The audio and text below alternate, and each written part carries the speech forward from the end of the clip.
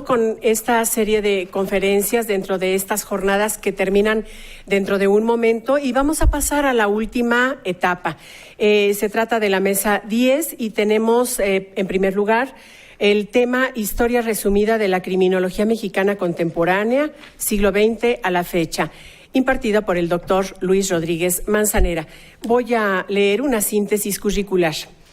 Obtuvo la licenciatura de Derecho en la Universidad Nacional Autónoma de México en la Facultad de Derecho y la licenciatura de Psicología en el Colegio de Psicología de la Facultad de Filosofía y Letras de la misma universidad. Obtuvo el doctorado en Derecho Penal en la Universidad degli Studi di Roma y el diploma de Criminología Clínica en la Scuola di Specializzazione di Revigia en Roma, Italia. Cuenta en su haber 130 artículos publicados en revistas especializadas y 20 libros, entre los que destacan Criminología, Victimología, Penología, Criminalidad de Menores, Clásicos de la Criminología, La Crisis Penitenciaria y los Sustitutivos de la Prisión, Cómo elige un delincuente a sus víctimas y, por supuesto, otros muchos más. Entre las sociedades científicas nacionales a las que pertenece, se puede mencionar académico de número de la Academia Mexicana de Ciencias Penales y de la Academia Mexicana de Criminalística. Es presidente emérito de la Sociedad Mexicana de Criminología y presidente honorario del Consejo Nacional de Instituciones de Enseñanza Criminológica. En lo internacional, es miembro vitalicio de la Sociedad Mundial de Victimología, miembro del Consejo de Dirección de la Sociedad Internacional de Criminología y vicepresidente de la Sociedad Internacional de Defensa Social. El Sistema Nacional de Investigación le ha otorgado el nombramiento de investigador nacional, el Instituto Nacional de Ciencias Penales, los grados de doctor honoris causa y de investigador emérito la Sociedad Mundial de Criminología, el reconocimiento Hans von Hentig, la Fundación de Victimología, el Premio Internacional de Victimología y Defensa de las Víctimas y la Sociedad Internacional de Criminología, el Premio Etienne de Griff. Enseguida escucharemos al doctor Luis Rodríguez Manzanera.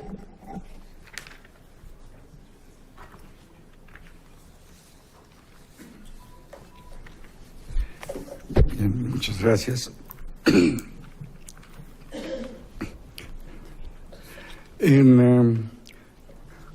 Cuando mis maestros Sergio García Ramírez y Olga Islas me pidieron que desarrollara este tema de la historia de la criminología en México, bueno, recordé una deliciosa obra de teatro, aquella que se llama Todo Shakespeare, en 3 actos, que lo logran, hacen un resumen de las comedias, los dramas y las tragedias, 33 en total, en una sola obra.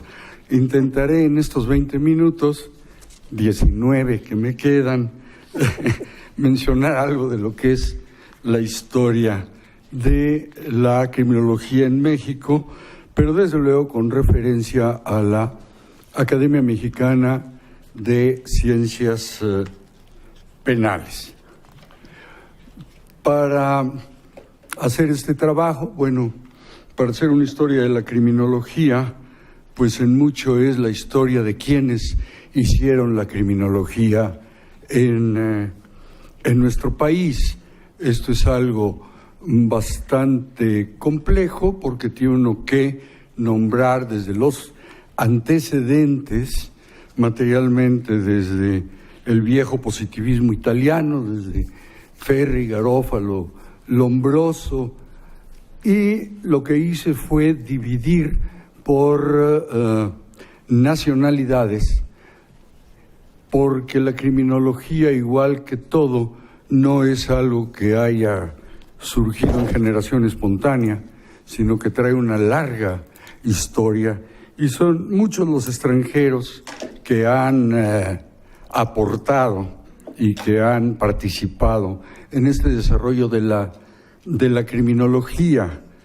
La metodología es únicamente mencionar aquellos que han pertenecido a la Academia Mexicana de Ciencias Penales.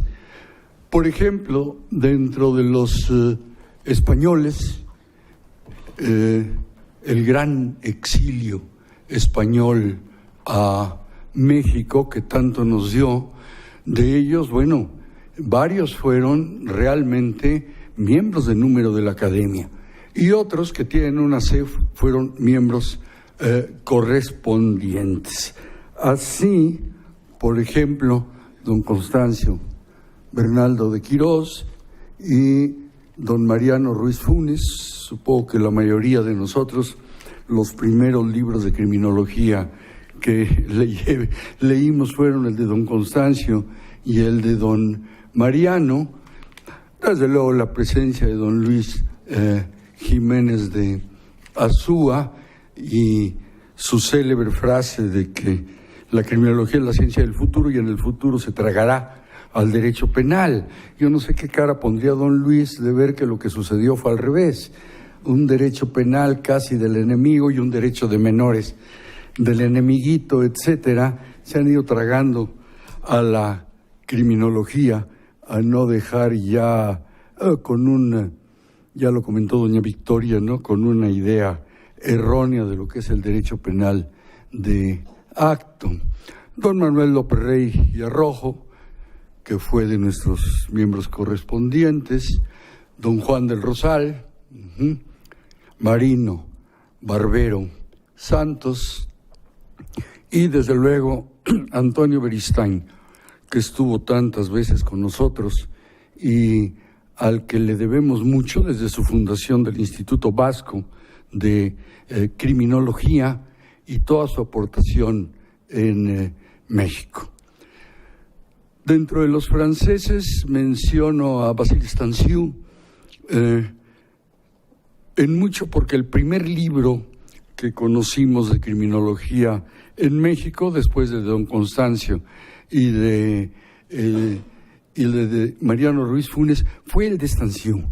Era el más moderno libro en su momento, había sido traducido por mi maestro Quirós Cuarón, y con ello teníamos ahora una visión diferente y como muy actualizada para la época. Tendríamos que hablar de América Latina, mencionar nada más el ILANUD por el tiempo, y bueno, sí ha habido muchos colegas latinoamericanos, pero en la Academia de Ciencias Penales principalmente han sido argentinos y venezolanos, en mucho porque en cuanto a los argentinos también hubo un éxodo y una migración que tuvimos en México. Así, tenemos, aquí es todo un grupo, aquí estamos celebrando el 40 aniversario de la Sociedad Mexicana de Criminología, donde varios de los que hemos mencionado, como Raúl Zaffaroni o como Arroyo Zapatero o como Elías Carranza, etcétera, nos acompañaron.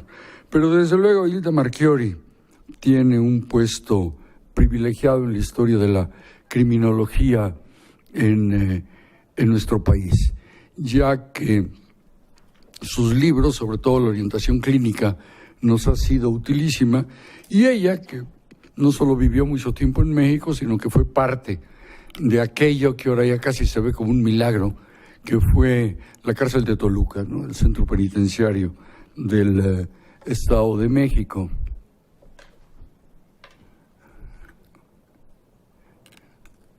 No. Perdón, sí. Ya. Don Raúl Zaffaroni, que nos ha acompañado tantas veces, y Lolita Niyar, que están en esta foto con la doctora Lima.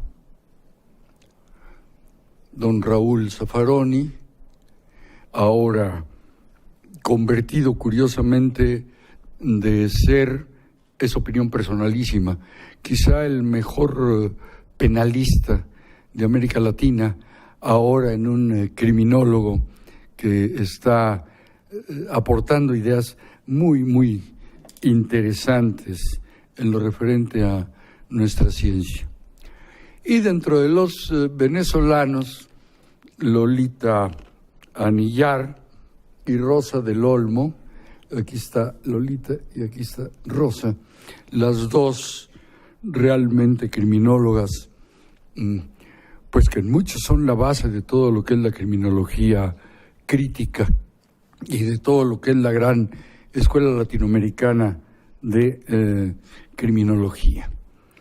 Y así, habiendo hecho este rapidísimo repaso de esos antecedentes, y repito, de aquellos extranjeros que fueron o que son miembros de la Academia de Ciencias Penales, debemos entender que hay muchísimos más, debemos entender que hay muchos libros de criminología, pero no todos han tenido influencia en México, unos porque no llegaron y otros porque no fueron traducidos, simple y sencillamente, ¿no? Y hay criminólogos extraordinarios que pues no tuvieron contacto con la academia, etcétera. Este es el enfoque porque este es el tema. Y lo mismo va a pasar con México.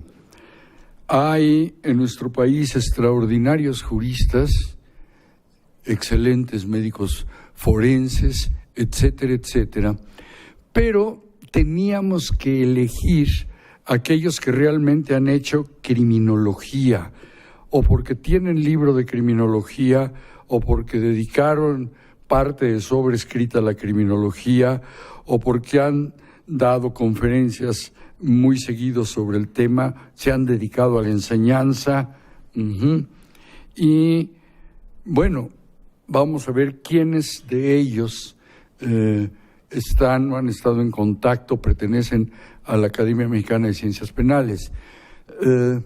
Evidentemente los del siglo XIX no, porque todavía no se fundaba la academia, pero ahí tenemos 3, 4 de nuestros antecedentes importantes: Manuel de Lardizábal, que ya mencionó Sergio García Ramírez, don Julio Guerrero, y Martínez Vaca y Manuel Vergara. Lo subrayo porque formaron el primer gigantesco laboratorio de antropología criminal en México. Acá no sé por qué de repente repetimos o se repite mucho que fue ingenieros en Argentina. No, ingenieros ni siquiera se lo imaginaba todavía, ¿no? El primer gran laboratorio y la primera gran obra, hasta eso recomendada y apoyada por Lombroso, de criminología en México, es la de Vaca y Vergara, en Puebla. Y gracias a eso, lo mencionaron, desaparece la pena de muerte por primera vez y se funda la penitenciaría. Y don Miguel S. Macedo, maestro de varios, que también ya fue mencionado. De los que nacieron a finales del siglo XIX, pues casi todos fueron miembros de la academia. Claro, inmediatamente es notable José Almaraz, y eso a pesar de que José Almaraz tiene muchas cosas escritas en Criminalia. Bueno, José Almaraz, que me parece, es opinión muy personal, hemos sido hasta históricamente injustos con él, porque quizá el primer libro, que se llama El delincuente, de criminología, escrito por un mexicano en amplio, es el de Almaraz. Claro, hizo el Código de 1929, y bueno, no creo que se llevara extraordinariamente bien con los miembros de la academia, que hicieron el Código de 31, y que se dieron unos agarrones que valen la pena, ¿no? Porque fíjense qué raro, en aquella época, antes se usaba que sabíamos quién hacía los códigos, no son una cosa clandestina como ahora, que sale un proyecto y sale otro proyecto y resulta que es un convenio entre partidos, pues sí, así sale, pues por eso salen como están saliendo. Pero ya no habla uno del Código Almaraz, ¿no? O del código, pues que fue el de la academia, etcétera, etcétera.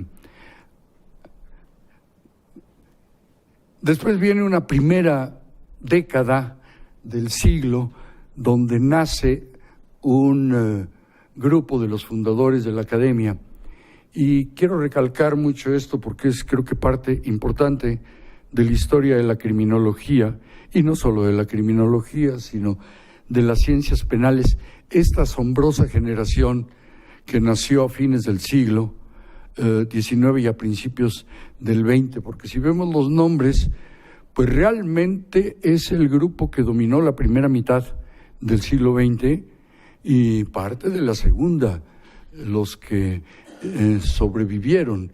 Y de ellos, con la gran excepción de mi maestro Solís Quiroga, todos fueron miembros de la academia. Don Aureliano era miembro correspondiente.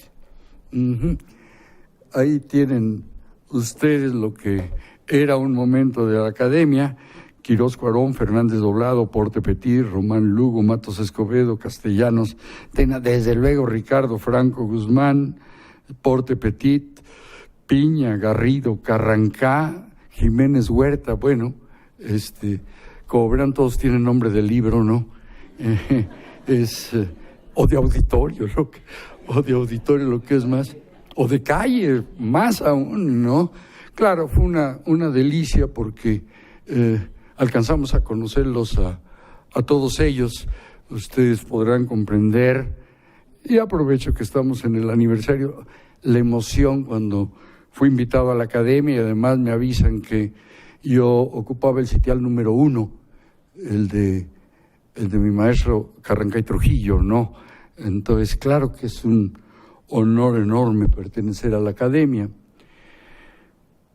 Criminológicamente, dos fundamentales: mi maestro Alfonso Quirós Cuarón y mi maestro Javier Piña y Palacios.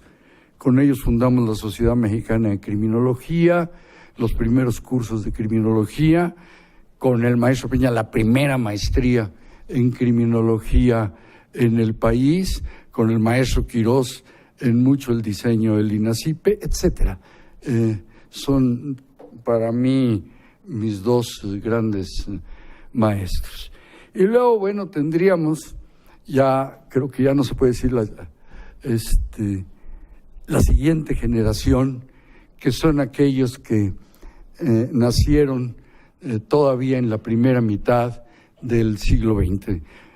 Ahí los tienen ustedes, los que yo considero los principales criminólogos de México que hayan nacido en la primera mitad del siglo XX, y podrán darse cuenta automáticamente que la mayoría han sido miembros de la academia, o son miembros de la academia.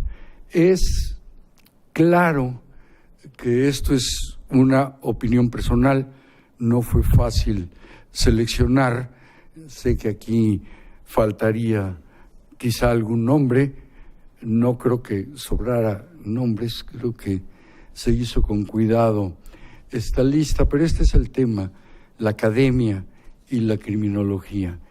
Y luego, bueno, aquí tienen uno de esos momentos en que conjugábamos ya, se empezaban a conjugar los nuevos miembros de la academia. Por primera vez ingresaban mujeres, doña Olga está ahí, Victoria Dato también, y aquí es ese tiempo delicioso en que pudimos convivir muchos de los fundadores, de los miembros de la, podríamos decir, vieja guardia, con estos que éramos en su momento los nuevos miembros. Y aquí tendríamos, ya no me atrevo a decir la chiquillada, pero porque son los que nacen ya avanzada la segunda mitad del siglo XX, y que curiosamente pues varios de ustedes están aquí, empezando por la maestra Amuchategui presidiéndonos, y sí voy viendo el tiempo para que no se... Aquí está Sergio Correa, y bueno, entiendo muy claro que ya en este siglo tenemos toda una nueva generación, toda una serie de grandes promesas, algunas ya realidades que están o pueden ya considerarse dentro de la criminología, o piezas importantes dentro de la criminología mexicana. Lo que pasa es que todavía no entran a la academia. Espero que algún día puedan tener el gusto y tengamos el gusto de convivir con ellos, pero por lo pronto continúo con el tema, y es la academia. Aquí un poco ya más, una foto un poco ya más actual, reconocerán ahí pues más de la mitad de los que han participado en este curso.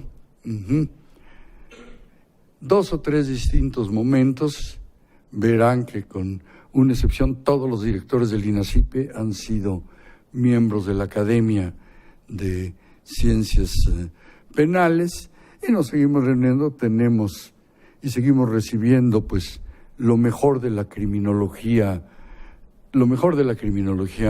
mundial. Para cerrar la intervención, sí,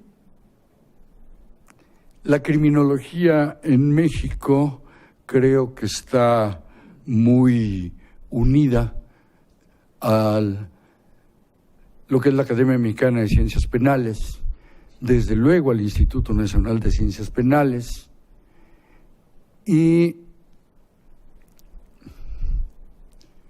habría que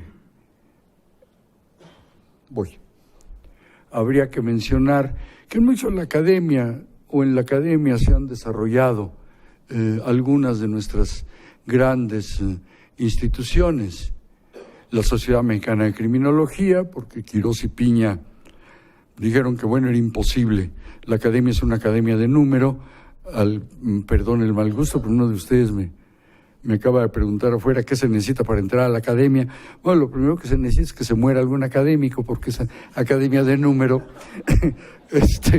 Entonces habría que abrir otras opciones, ya que no estaba tan sencillo entrar a la academia, ¿no? Por eso se fundó la Sociedad Mexicana de Criminología.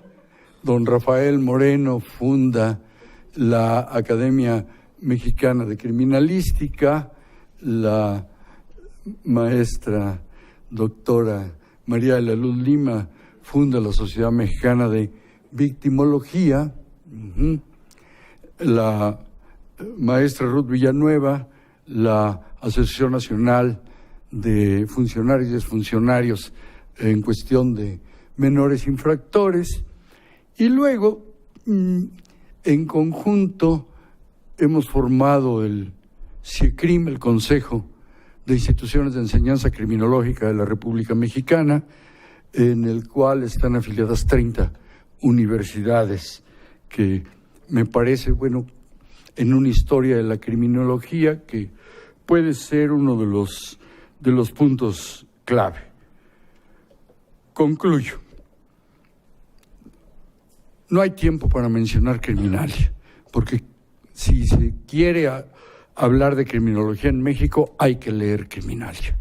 Es la revista más completa, es la revista más antigua en lengua española. Ahí tienen, en el número 6, tienen artículos de Enrico Ferri, para empezar, una veintena de artículos de Almaraz, aún estando en contradicción con las gente, y cualquier criminólogo que se respete ha publicado en Criminalia. Cualquier tema que ustedes quieran buscar está ahí en Criminalia. Y curiosamente Criminalia nace antes de la Academia Mexicana de Ciencias Penales, porque Criminalia nació en 1933 y es un orgullo para nosotros. Lo digo no solamente porque durante 10 años dirigí Criminalia y ha sido un trabajo de veras arduo. Aquí tienen ustedes entonces en 24 minutos la historia de la criminología en México. Muchas gracias.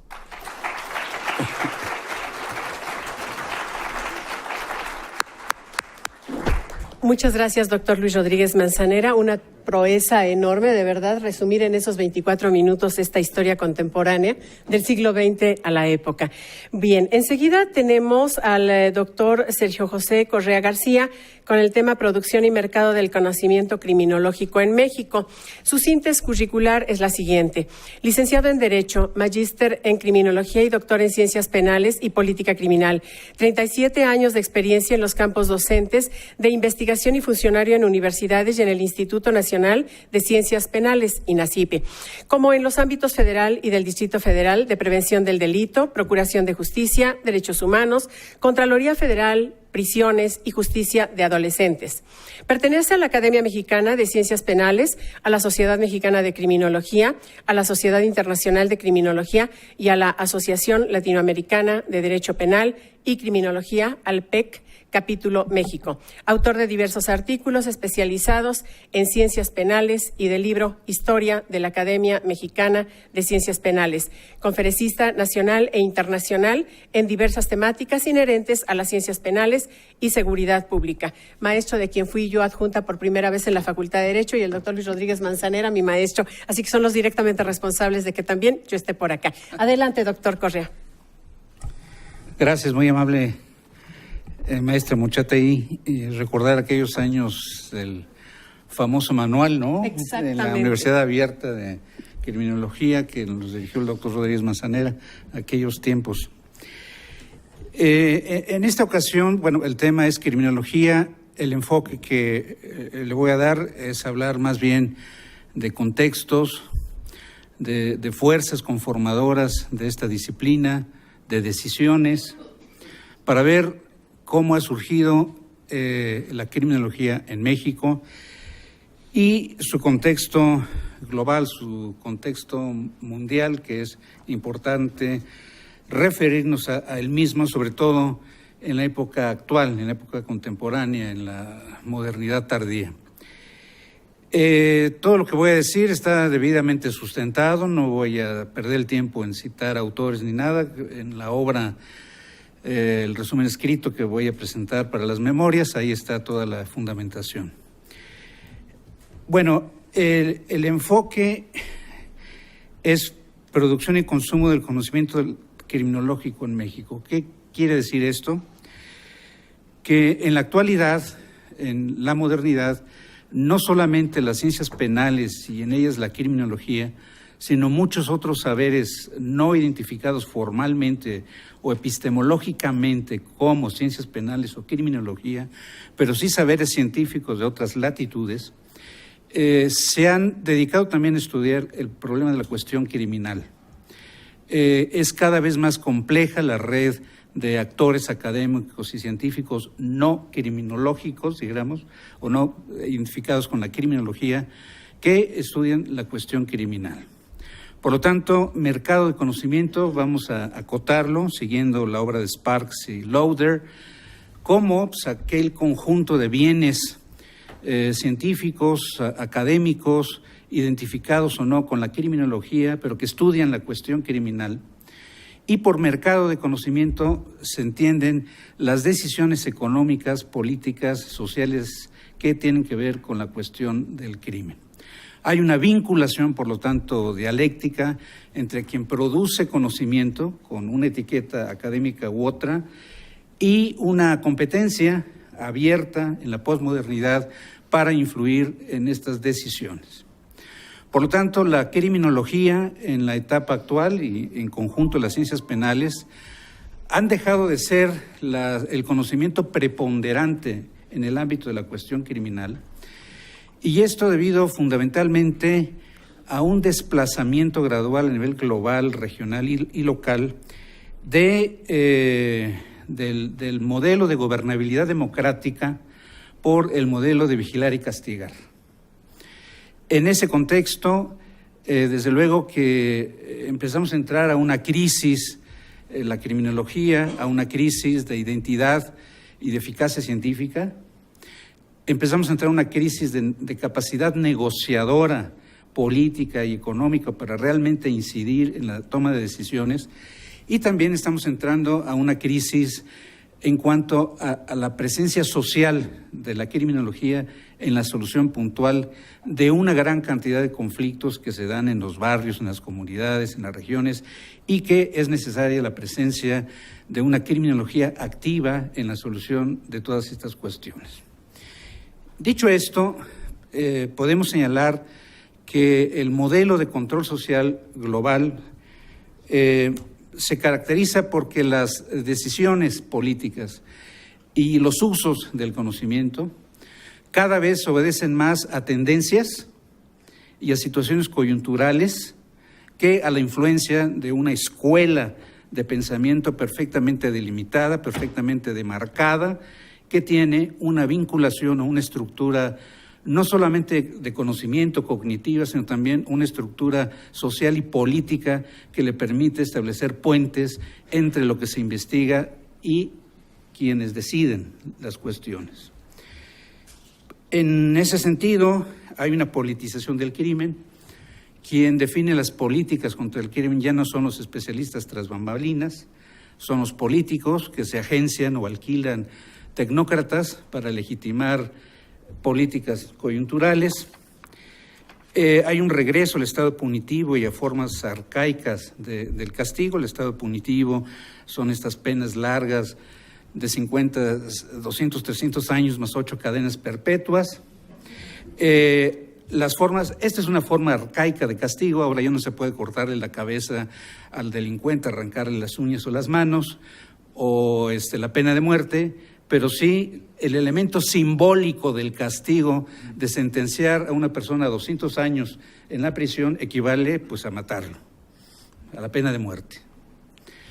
Este es el uso arcaico de los castigos que empieza a instaurarse en buena parte del mundo. Hay, por otra parte, una revolución silenciosa del control penal hacia formas mediáticas de prevención del delito. La prevención del delito ha dejado de ser un programa integral. Hoy en día la prevención está limitada a la prevención o a la criminología del otro, al control de personas, al control de espacios, lo que se llama una criminología situacional, una criminología de riesgo, de tal manera que esto da como resultado la emergencia de una nueva generación de tecnócratas que están desplazando del mercado de conocimiento a todas las ciencias penales y a buena parte de las ciencias sociales tomadas como grandes estructuras que se cultivan en universidades, en centros de investigación, etcétera. De tal manera que cualquiera que se pueda tomar un curso de matemáticas y demás y regresa y convence a la clase política que su modelo es ideal para prevenir el delito, tiene más éxito que toda una tradición, ¿no?, de criminólogos y demás que llevamos 40 años trabajando el tema. Y por otra parte, también hay una diversificación de las funciones de seguridad que es sumamente peligrosa, porque están quedando en manos de lo que se llama la sociedad civil, de agrupaciones sociales, y se está pasando la cuestión del control del crimen al ámbito social. Y este es un retroceso gravísimo, porque si se desplaza la cuestión del control del crimen fuera del ámbito penal, evidentemente estamos perdiendo los límites de un Estado democrático para determinar hasta dónde puede llegar el Estado en sus políticas de prevención social. Es una especie de derecho natural, del delito natural de Garófalo, pero al menos Garófalo hablaba de valores esenciales, ¿no?, de probidad, etcétera, como parámetro para poder determinar políticas sociales de control de la delincuencia.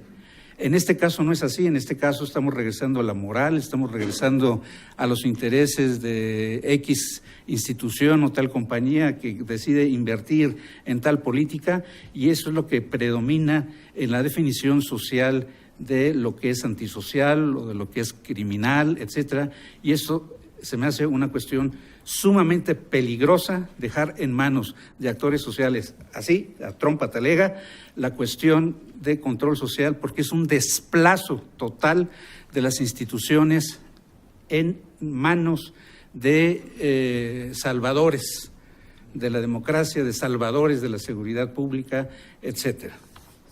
Y otra cuestión fundamental tiene que ver con los flujos globales del crimen y de la política criminal. No hay instrumentos fidedignos que nos digan cuál es la relación entre los cambios de la criminalidad a 5,000 kilómetros de distancia y los cambios en México, porque están conectados. De tal manera que hay una invasión de flujos de criminalidad que impactan las criminalidades locales y no hay los instrumentos políticos ni técnicos para poder prever esos movimientos, esas oleadas, y poder establecer muros de contención o nuevas estructuras de control frente a esta invasión del crimen global, local. Y por otra parte, la oleada de modelos de control, como el debido proceso que tanto se ha discutido en la actualidad, o modelos de justicia de adolescentes, o modelos de readaptación social. Todo nos viene de fuera y todo tenemos que adaptarlo a las circunstancias locales. Ahí está tendencia, pues, de una imposición, de un neocolonialismo, de políticas y de ideologías que avasallan las construcciones históricas del conocimiento y del control social local o nacionales. Pero lo más grave de este asunto, en este modelo posmoderno, son los usos irracionales o perversos de las instituciones del sistema de justicia.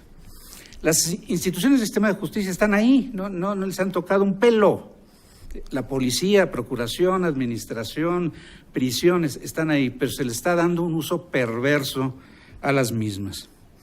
Por ejemplo, hay el abuso de la prisión y de la prisión preventiva, un aparente cambio de la policía. Se habla por un lado de la policía de proximidad, de seguridad, un cambio, pero las estructuras de corrupción y de impunidad del modelo policial siguen intactas.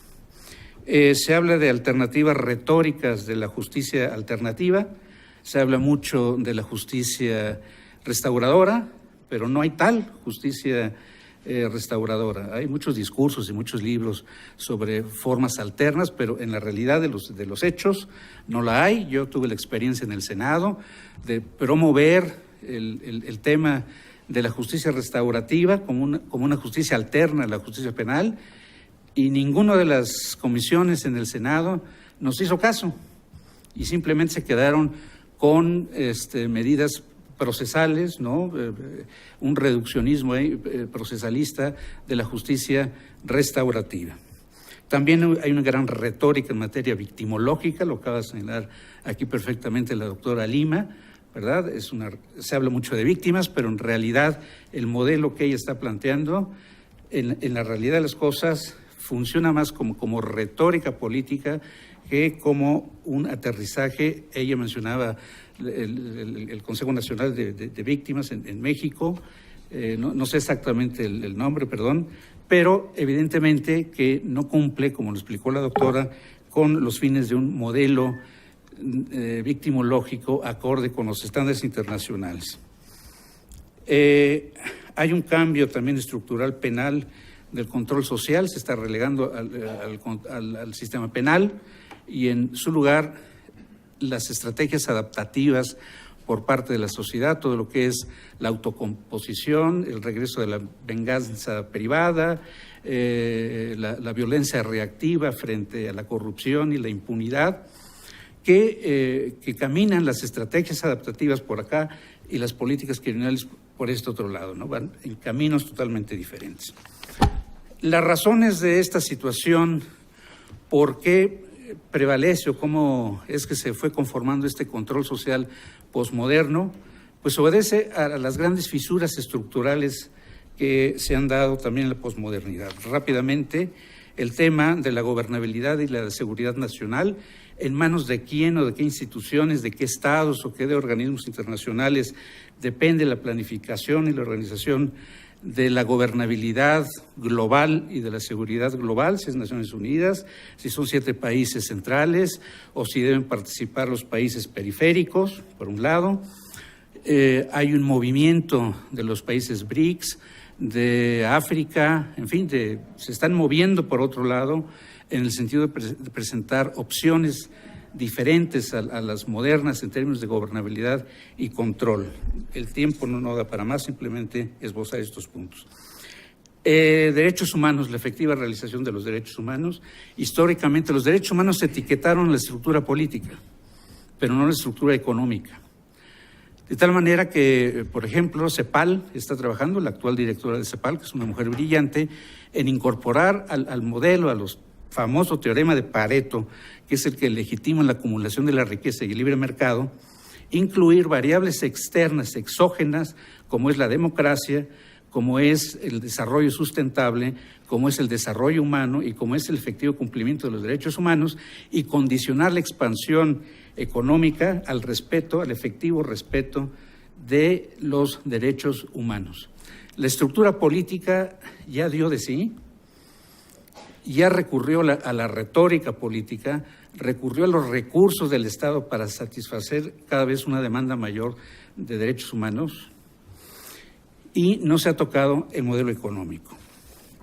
En fin, lo que quiero decir con esto es que el planteamiento de una criminología tiene que ver con una serie de fuerzas, con una serie de actores que interactúan en una situación de pulverización de límites de la posmodernidad.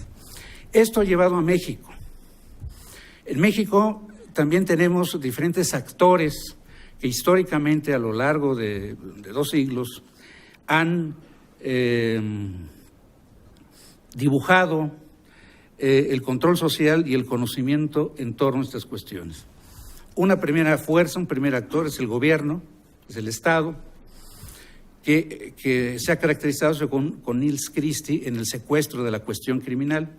Históricamente el Estado es el que define las políticas, las estrategias, las impone, y se vale de una serie de ideologías o de pedacerías de conocimiento.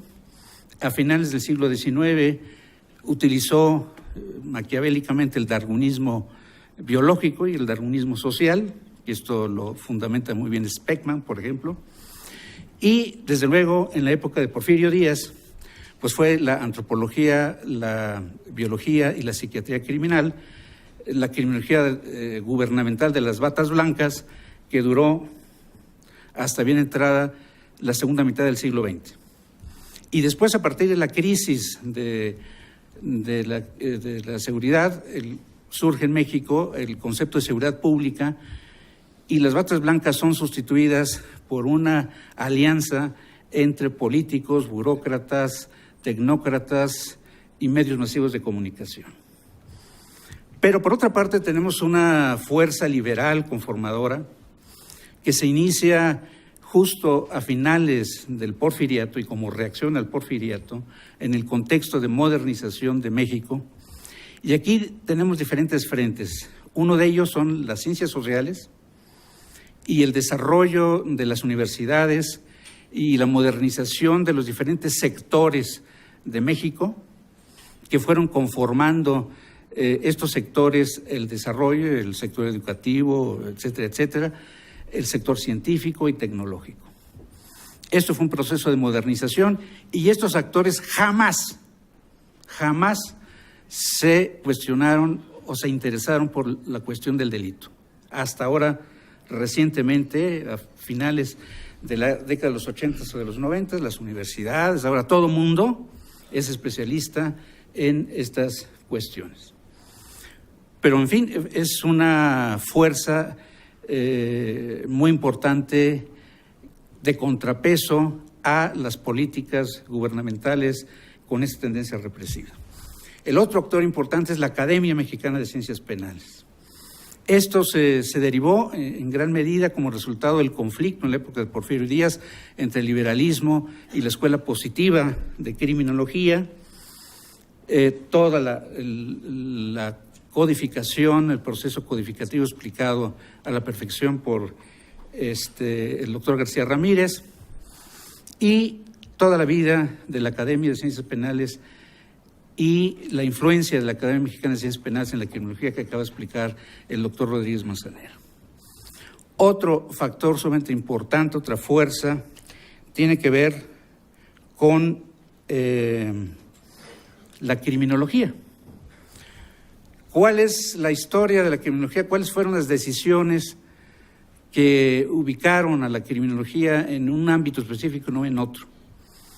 Se discutía a finales, como reacción ante la dictadura de Porfirio Díaz, la necesidad de incorporar la sociología al derecho. Y en este caso, Justo Sierra logró introducir la materia de sociología a la preparatoria. Y lo mismo se planteó Macedo en la Escuela de Jurisprudencia, la necesidad de incluir la materia de sociología. Jacinto Pallares dijo no, derecho se cocina por un lado y la sociología por el otro. Sin embargo, ganó Justo Sierra y Macedo, y se incluyó la materia de sociología en la carrera de Derecho.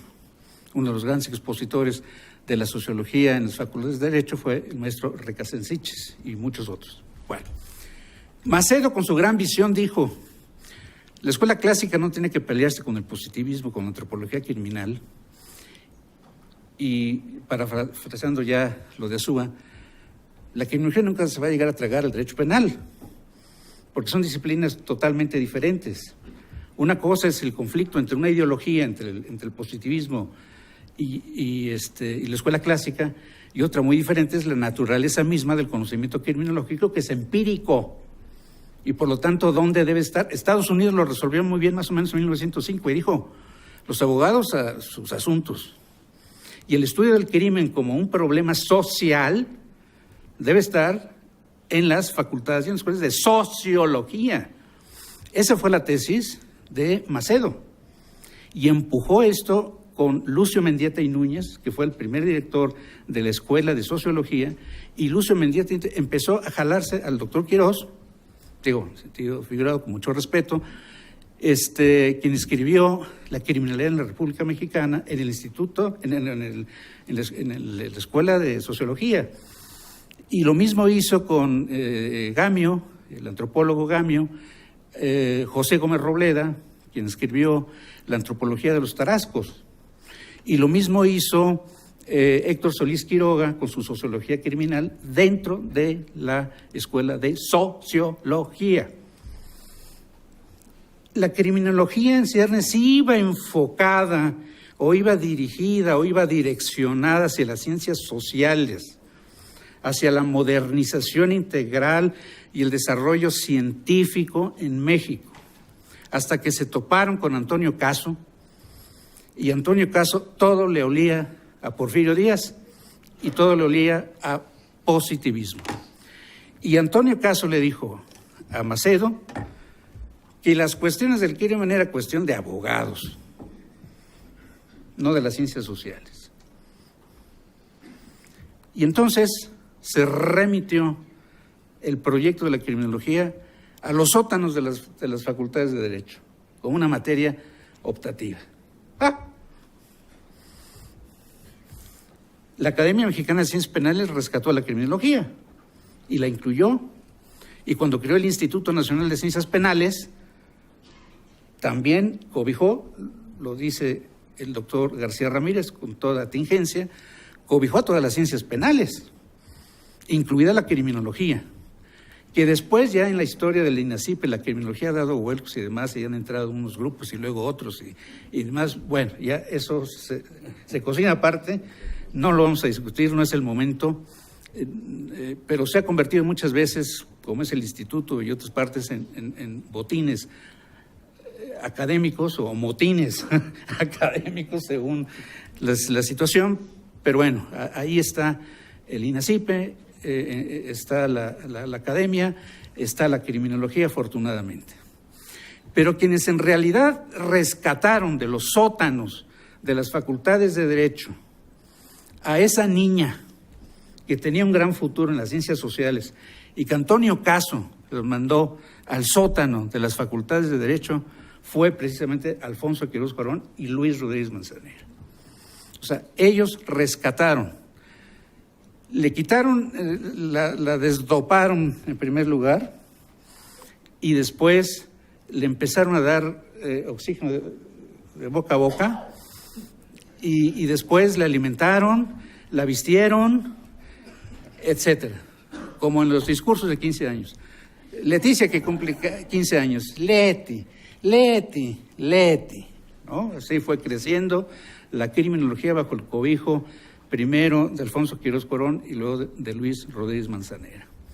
El CIECRIM es, pues, y lo comentaba ayer con el doctor Rodríguez Mazanera, un gran logro el poder demarcar por primera vez en México un conocimiento científico que tiene el potencial de autolimitarse como disciplina autónoma y el potencial de ser reconocida por toda la comunidad académica y científica como un punto de referencia para el estudio empírico de los problemas del crimen.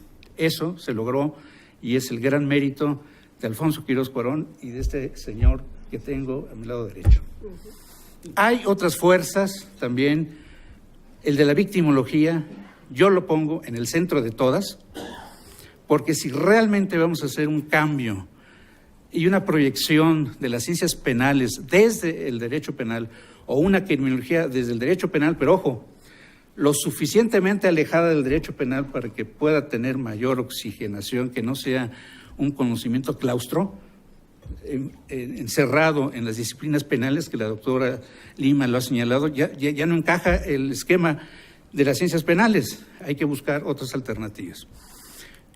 Entonces, la victimología para mí es determinante y todo cambio de conocimiento debe girar en torno o a favor de las víctimas de la violencia y del abuso de poder en México. Lo pongo como centro de gravedad, no la criminología, no el derecho penal, no las ciencias sociales, no la ciencia y la tecnología, la víctima mexicana, producto, resultado del abuso de poder, del crimen, de la violencia.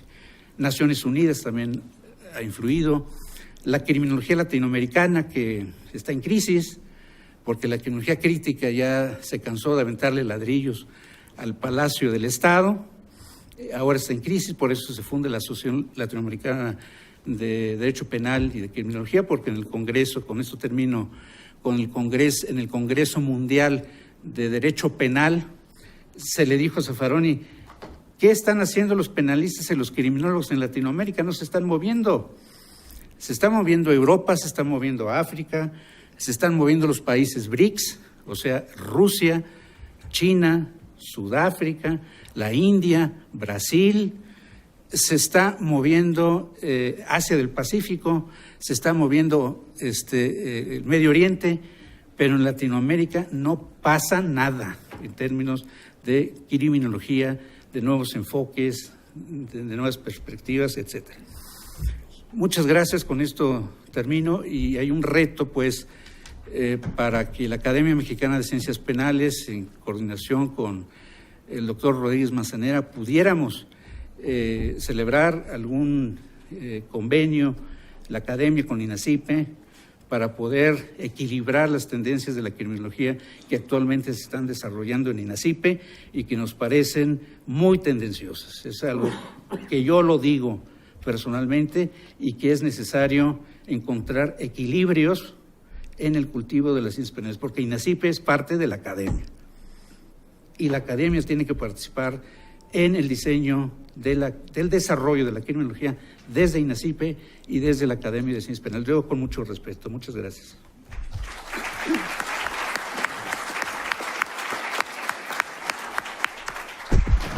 Muchas gracias al doctor Sergio Correa, y es un tema para reflexionar y ojalá que algún día, esto lo digo por mí misma, la Facultad de Derecho tome en cuenta que la criminología debe dejar de ser una materia optativa, ser una materia obligatoria o lo que yo deseo con todo el alma, que sea una segunda carrera en la Facultad de Derecho. Bien, en el siguiente lugar tenemos el tema Desarrollo de la Criminalística en 75 años a cargo del doctor Luis Rafael Moreno González. Su síntesis curricular es la siguiente. Médico cirujano por la UNAM.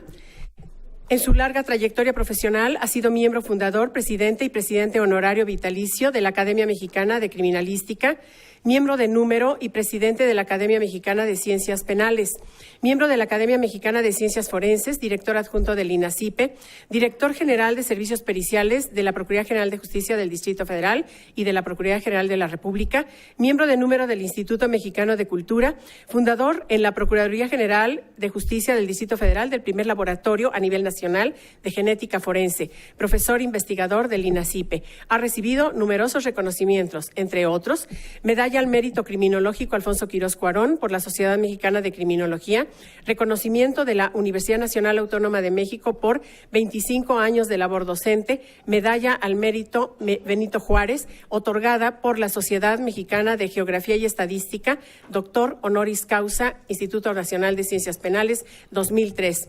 Varias instituciones llevan su nombre. Reconocimiento de la Procuraduría General de Justicia del Distrito Federal, al ponerle su nombre, doctor L. Rafael Moreno González, al Salón de Usos Múltiples de la Dirección General de Servicios Periciales. Reconocimiento del INACIPE, al ponerle su nombre, Rafael Moreno González, al Laboratorio de Criminalística, 2009. Autor de 20 títulos hasta ahora, editados en su mayoría por la casa editora Porrúa S.A. Y además el director del forense, cuando yo fui a mi primera necropsia y dije, me dedicaré a todo menos al derecho penal, y Dios me castigó. Estamos aquí y encantados de la vida. Tiene usted la palabra, doctor. Muchas gracias. Adelante.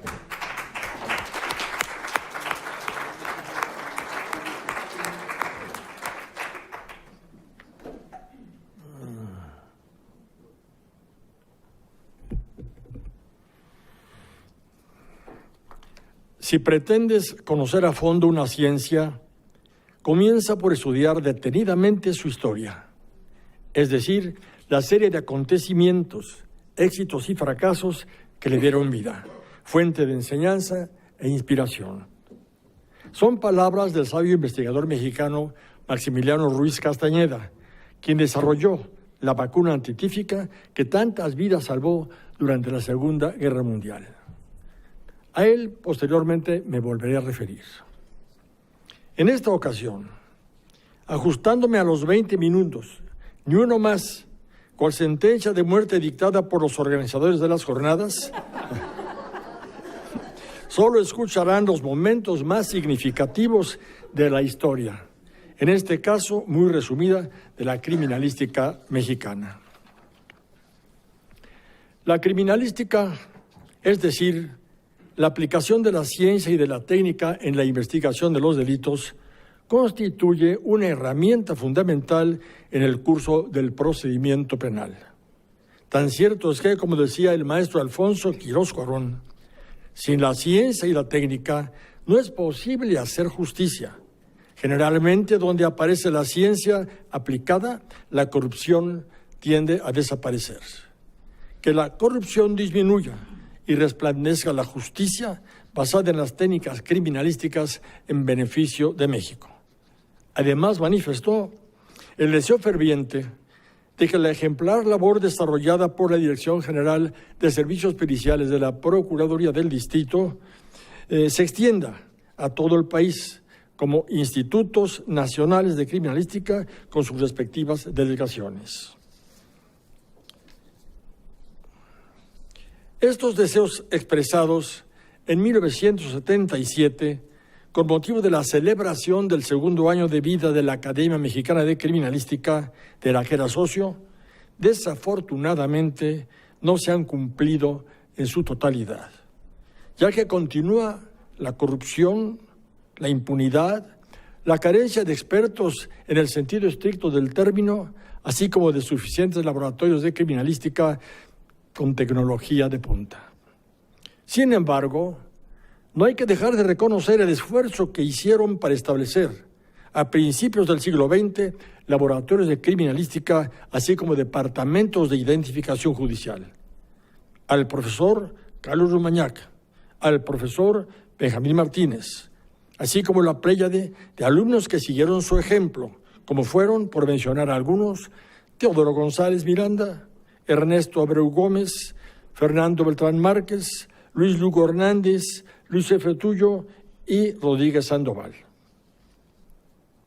De los antes mencionados, merece especial reconocimiento el profesor Benjamín A. Martínez Solís, considerado el padre de la criminalística mexicana, cuyos méritos no se pueden pasar por alto. Fundó el Servicio de Identificación Judicial Militar, el Servicio de Identificación Dactiloscópico de la Policía de la Ciudad de México, 1920. El Laboratorio de Investigación Criminal, 1926. Y el Servicio de Identificación del Ejército. Fue socio de la Asociación Internacional de Edificadores y de la Academia Americana de Política y Ciencias Sociales. Asimismo, presidente honorario de la Asociación Mexicana de Detectives y vicepresidente del primer Congreso Nacional de Policía, en el cual fue laureado por aclamación como policiólogo. De su producción científica tenemos Guía del Operador Dactiloscopista, 1923. Dactiloscopía en mis lecciones, 1930. Jerga carcelaria, Caló, 1930. La deportación, su inutilidad, medios de corrección, 1933. Y 12 observaciones, heridas a boca de jarro, 1933. Las dos primeras mencionadas fueron las obras más consultadas. ¿Qué decir del maestro José Gómez Robleda, quien en el 1940 presidió la Oficina de Peritos de la Procuraduría del Distrito y Territorios Federales, revisando e innovando las técnicas aplicadas en el examen de los indicios? Incursionó con éxito en estudios de biotipología, sociología, criminalística, psiquiatría forense y criminología. Su producción científica fue, por lo tanto, abundante y variada. Así tenemos el síndrome universitario, 1935, pescadores y campesinos, 1943, problemas de la universidad en colaboración con Lucio Mendieta y Núñez, no tiene fecha, Don Justo, 1946, Imagen del Mexicano, 1948, por solo mencionar algunos títulos representativos. Indiscutiblemente, no se puede dejar de mencionar al maestro Alfonso Quirós Corrón, máxima de la figura de la criminología mexicana, que durante su época se ocupó especialmente de que siempre, no por excepción, se llevara a cabo el estudio de la personalidad del delincuente, así como de transformar las prisiones en verdaderos centros de tratamiento y de readaptación. Además, propugnó por la creación de laboratorios de criminalística para el examen técnico científico de los indicios. En sus palabras, testigos mudos que no mienten. Por lo tanto, sus intereses se encontraron preferentemente en el ámbito de la medicina forense, de la criminología, de la criminalística, del penitenciarismo. La primera obra de César Lombroso, 1876, El hombre delincuente, y la segunda de Hans Gross, 1894, Manual del juez. Fundó el maestro en 1941 la sección de investigaciones especiales del Banco de México. Señaló reiteradamente la necesidad de seleccionar y capacitar a los futuros policías y de crear el casillero criminal nacional. Asimismo, que trabajaran en equipo en el lugar de los hechos, el agente del Ministerio Público, el personal del Laboratorio de Criminalística, el médico forense y los agentes de la Policía Judicial. En resumen, fue un entusiasta, impulsor en México de la medicina forense, de la criminalística, de la criminología y del penitenciarismo. Entre sus obras más conocidas tenemos La criminalidad en la República Mexicana, 1958. La pena de muerte, 1962. Asaltos a bancos en Venezuela y América, 1964. Psicoanálisis del homicidio en colaboración, 1965. Y medicina forense en colaboración, 1977. Un dato importante, interesante, que es necesario mencionar. Me refiero a la inquietud del doctor Maximiliano Ruiz Castañeda, quien presenta en 1923, repito, 1923, para recibirse de médico cirujano, la tesis Estudio sobre la identificación de un individuo por una mancha de sangre. Problema que durante muchos años no se había resuelto y que finalmente, 60 años después de la tesis, lo resuelve Alex Freis mediante la prueba de ADN, como después volveremos a mencionar. Ahora bien, continuemos con la cronología. Antes de 1970, las Procuradurías de Justicia de las entidades federativas contaban con departamentos de identificación judicial, no con laboratorios de criminalística avanzados, desarrollados, que aplicaran la ciencia y la técnica en la investigación de los delitos. De ello da cuenta la maestra Marta Franco de Ambrís en Apuntes de Historia de la Criminalística en México, en los siguientes términos. En la década de los 50, la Procuraduría del Distrito estaba situada en las calles de La Froga, frente al Monumento de la Revolución, y el laboratorio de criminalística consistía en un archivo dactiloscópico que había sido creado en 1938 y en un pequeño baño habilitado como laboratorio de química, en donde solo se practicaba la prueba de la parafina y los dictámenes de química de otra índole los practicaban los peritos en laboratorios particulares o con el auxilio de los maestros. Hasta aquí la cita. En 1959 se inaugura el edificio de la Procuraduría General de Justicia del Distrito Federal, contando el laboratorio de criminalística con nuevas instalaciones, dependiendo de los servicios periciales en cuyo departamento de química se aplicaba de rutina la prueba de la parafina. No obstante que la Interpol consideró en 1964, cito, que la prueba de la parafina tuviera algún valor, no como evidencia para llevarla ante las cortes, ni como segura indicación para el oficial de la policía. Por lo tanto, somos de la opinión que esta prueba no debería seguirse usando. Prueba de la parafina establecida en México en 1931 por Teodoro González Miranda y sustituida en 1975, y aquí colaboró conmigo la maestra Victoria Dato, era su procuradora. En la Dirección General de Servicios Periciales fue sustituida por la del rodocionato de sodio o por la de Harrison Gilroy, cuyos resultados, aunque también de orientación, son más confiables, mucho más confiables que de la parafina. Esto quiere decir que durante 44 años, a pesar de su poca confiabilidad, fue el fundamento de muchas consignaciones de personas inocentes. Pruebas suplidas subsecuentemente en la Dirección de Servicios Periciales por la espectrometría de absorción atómica, 1981, por la microscopía electrónica de barrido, 1992, y ambas técnicas cualitativas y cuantitativas. Después de un largo periodo de letargo, en buena parte debido a que las autoridades no le daban la debida importancia al papel que jugaba la criminalística en el curso del procedimiento penal, inicia en 1971 su ascenso, año en que la Dirección General de Servicios Periciales estuvo bajo mi cargo y responsabilidad.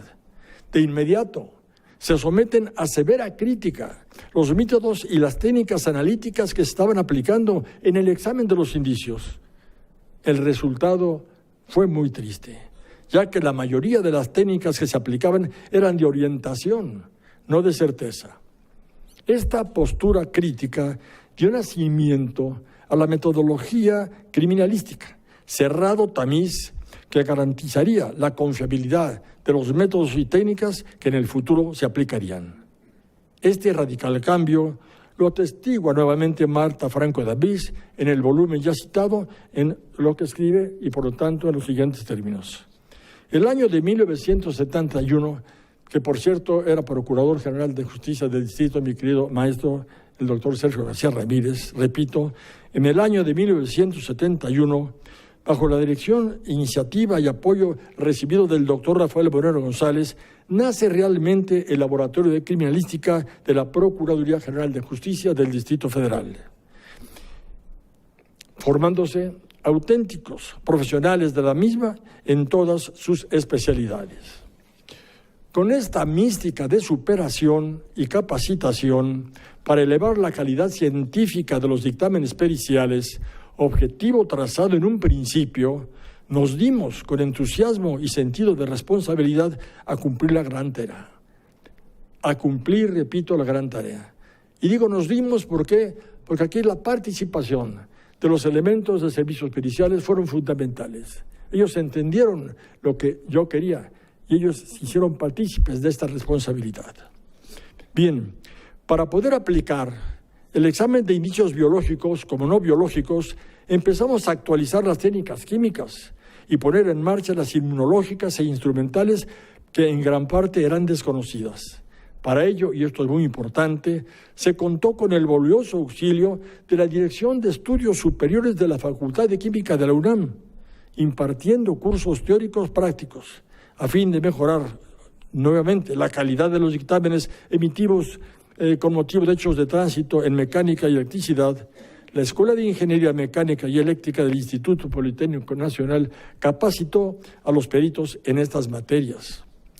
Para todos los peritos, se organizó un ciclo de conferencias sobre metodología del trabajo científico, metodología de la problemática criminalística y la aplicación del método científico en la investigación criminalística. Conferencias impartidas por distinguidos maestros de la UNAM, de la estatura científica e intelectual de Ruy Pérez Tamayo, Carlos Viro Semblú, Jesús Cumate Rodríguez, Felipe Pardinas Illanes y Jorge A. Serrano. Nace en 1975 la Academia Mexicana de Criminalística, inspirada en la Academia Mexicana de Ciencias Penales, la Academia en 1940. Nace gracias al entusiasmo de un pequeño grupo de criminalistas de la Dirección General de Servicios Periciales de la Procuraduría, comandado por su director y apoyado por el maestro Alfonso Quirós Corón y el maestro Salvador Iturbide Alvírez, que era en esa época jefe del Departamento de Medicina Forense. Se inaugura, como ya se ha dicho, en 1976, el Instituto Nacional de Ciencias Penales, organismo de enseñanza superior e investigación de las disciplinas penales, obra del doctor Sergio García Ramírez, fungiendo como su primer director general el doctor Celestino Porte Petit, luz del derecho penal y maestro de penalistas, en cuyo programa de estudios estaba considerada la maestría en criminalística. En 1983, el químico Bob Kortenstein, jefe del Laboratorio de Química del Departamento de Policía de Houston, Texas, imparte el ciclo de conferencias titulado Técnicas Analíticas Forenses para la Identificación de Drogas. En esta época, el doctor Sergio García Ramírez era el Procurador General de la República. En 1984, el balístico forense Chuck Anderson, jefe de la Unidad de Balística Forense del Departamento de Policía de Houston, imparte el ciclo de conferencias titulado Balística Forense Identificadora, implantando el sistema automatizado. En esta época era la maestra Victoria Dato, la Procuradora General de Justicia del Distrito Federal. Se actualizó también mediante cursos teórico-prácticos a los peritos en criminalística de campo, a fin de metodizar el procedimiento del examen del lugar de los hechos, fuente valiosa de información. Así, pasaron 14 años, 1971-1985, de intensa labor de capacitación y actualización, me atrevería a decir, de profesionalización de los peritos de la Dirección de Servicios Periciales de la Procuraduría. Asimismo, en ese tiempo se dotó al laboratorio de criminalística de equipo moderno que permitiría el examen técnico-científico de los indicios con resultados altamente confiables, o sea, se pasó a la época de la modernidad. En 1985, era procuradora la maestra Victoria Dato. Se desploma totalmente el edificio de la Procuraduría General de Justicia del Distrito Federal, a causa del sismo que azotó la Ciudad de México, con lamentable pérdida del personal que en ese momento estaba trabajando. Con el fin de no dejar de atender las peticiones del Ministerio Público, se instala la Dirección de Servicios Periciales en una casa desocupada, en cuya cocina se establece el laboratorio de química. No obstante tan lamentable situación, las solicitudes fueron atendidas con eficacia y oportunidad. A fin de evitar el desánimo de los peritos por la pobreza de las instalaciones, el director de Servicios Periciales les recordaba las siguientes palabras del científico inglés Yabji: jamás noté que la calidad de la jaula influyera en el canto del pájaro.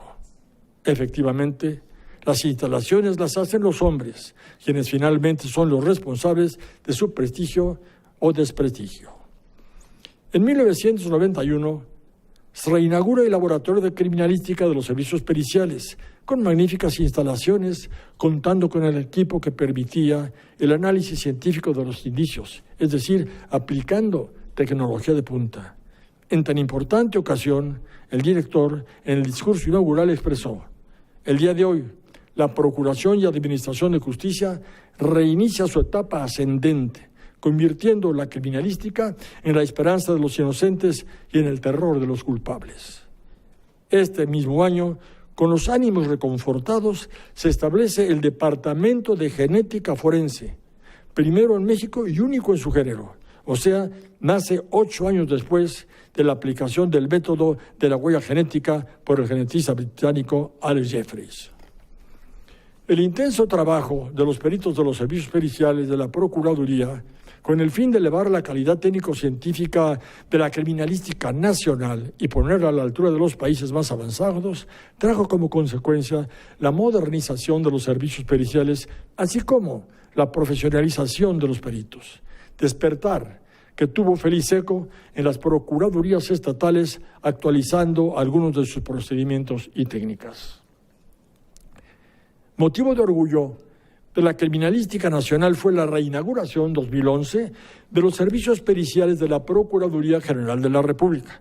Importante inversión del gobierno federal con el apoyo del Plan Mérida, es decir, con dólares de por medio. Sus instalaciones excelentes, su equipo de análisis instrumental con tecnología de punta, el personal directivo formado profesionalmente durante muchos años en la Dirección General de los Servicios Periciales de la Procuraduría del Distrito, contando, por lo tanto, con sólidos conocimientos y una gran experiencia.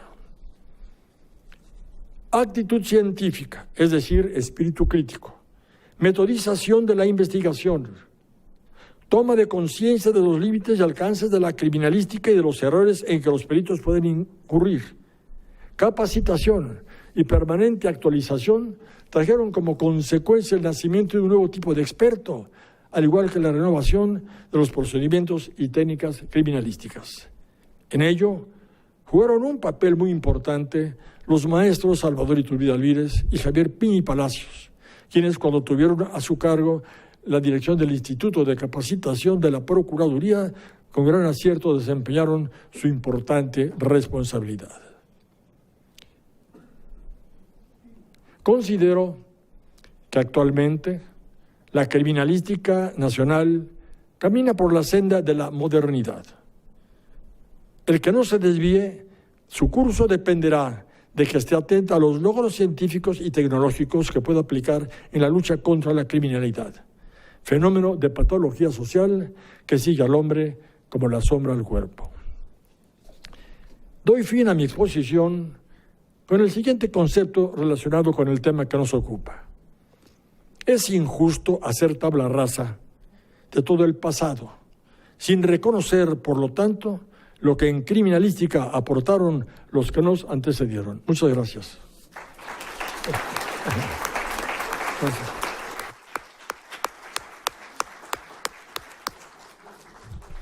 En efecto, ni un minuto más. Muchísimas gracias, doctor Moreno. Enseguida, y como última participación, tenemos la del doctor Mario Alba Rodríguez. Su síntesis curricular es la siguiente: egresado como médico cirujano de la Escuela Médico Militar, posgraduado en Morfología Humana en el Instituto Anatómico de Münster, Westfalia, Alemania, profesor titular de Anatomía Humana y de Medicina Forense en la Escuela Médico Militar, Escuela de Medicina de la Universidad de Anáhuac, Escuela de Medicina de la Universidad La Salle, Facultad de Medicina de la Universidad Nacional Autónoma de México, subdirector general de Servicios Médicos del Departamento del Distrito Federal, director del Hospital General del Rosario del Distrito Federal, subdirector, jefe de estudios de la Escuela Médico Militar, subdirector de la Escuela Militar de Graduados de Sanidad Militar, fundador y jefe del curso de la Maestría en Medicina Forense en la Escuela Militar de Graduados, director de la Escuela de Medicina de la Universidad de Anáhuac, jefe de Laboratorio de Criminalística e Identificación Judicial de la Procuraduría General de Justicia del Distrito Federal, director general del Servicio Médico Forense del Distrito Federal, fundador y jefe del curso de la especialidad en Medicina Forense de la Facultad Superior de Medicina del Instituto Politécnico Nacional, director general de Servicios Periciales de la Procuraduría General de la República, director de docencia del Instituto Nacional de Ciencias Penales, director de capacitación especializada en la Academia Nacional de Seguridad Pública y coordinador del Comité Académico de Medicina del Trabajo y Medicina Legal en la División de Posgrado de Medicina de la UNAM. Lo escuchamos con mucha atención, doctor. Gracias. Buenas noches a todos. Me es muy grato participar en estas jornadas que conmemoran de manera coincidente 75 años de productiva, de muy destacada, muy importante labor de estas dos instituciones, orgullo de nuestro país, que son el Instituto de Ciencias Jurídicas y la Academia Mexicana de Ciencias Penales. Agradezco la distinción que me otorgaron los coordinadores de estas jornadas y espero que a todos ustedes les sea de cierta utilidad, les conlleve ciertos antecedentes de la práctica de la medicina forense en nuestro país. No fue fácil, no hay muchas fuentes de información. En algunos temas, en algunos puntos, hay grandes vacíos. A veces me encontré también con contradicciones, de tal manera que me propuse, y así lo hice, así lo terminé, circunscribirme al periodo de los 75 años, 1940-2015, y tomando como sujeto de mi búsqueda a la materia, a la medicina forense. En el año de 1940, la Ciudad de México alojaba 1.757.000 habitantes. Hoy somos 8.840.000. El país contaba con 19.000.1940, 653.000 habitantes. Hoy somos 125.958.881 personas. Esto por sí solo implica una sobrecarga añadida a las labores que tradicionalmente han tenido los servicios encargados de la medicina forense. Pero además sabemos todos que ha habido un incremento importante en la criminalidad, el narcotráfico, la delincuencia organizada y tantos otros factores que han hecho que la demanda en esta materia sea cada vez más importante, numérica y cualitativamente. En el año de 1940, la materia generalmente se denominaba en nuestro país como medicina legal. Era ejercida empíricamente por médicos con dedicaciones profesionales diversas, ya que no existía de manera formal la especialidad. Las necesidades periciales médicas de las instituciones de procuración e impartición de la justicia se cubrían con la contratación temporal o permanente de médicos que deseaban allegarse un ingreso económico añadido al de su desempeño privado. Por fortuna, algunos de ellos descubrieron que la materia era fascinante y que tenía gran relevancia para la resolución de los asuntos que habían motivado su intervención. Y al perseverar en la ocupación, fueron adquiriendo conocimientos y experiencia que los convirtieron en destacados expertos. Sin embargo, hay que decir que la medicina legal se daba en condiciones muy precarias, pues no existían locales apropiados, ni instrumental y equipo de apoyo, y los sueldos eran muy bajos.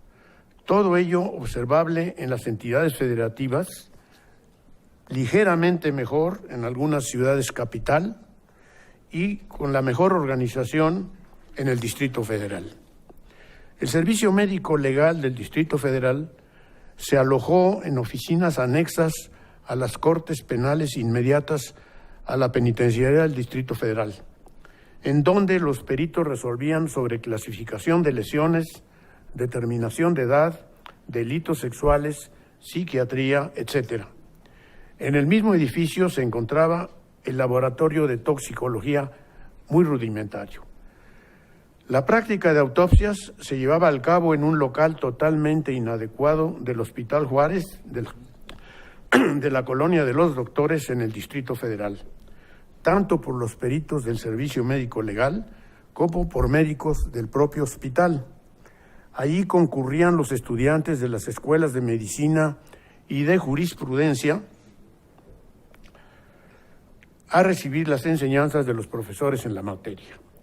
El Servicio Médico Legal para la Administración de Justicia en el Distrito Federal se regía en ese entonces por la Ley Orgánica de los Tribunales Comunes del Distrito y Territorios Federales, expedida el 28 de enero de 1935, que en su artículo 219 expresaba: el Servicio Médico Legal del DF será desempeñado por los médicos de delegaciones, de hospitales, de cárceles y por los peritos médicos legistas. Es decir, había dos categorías o dos clases de peritos médicos.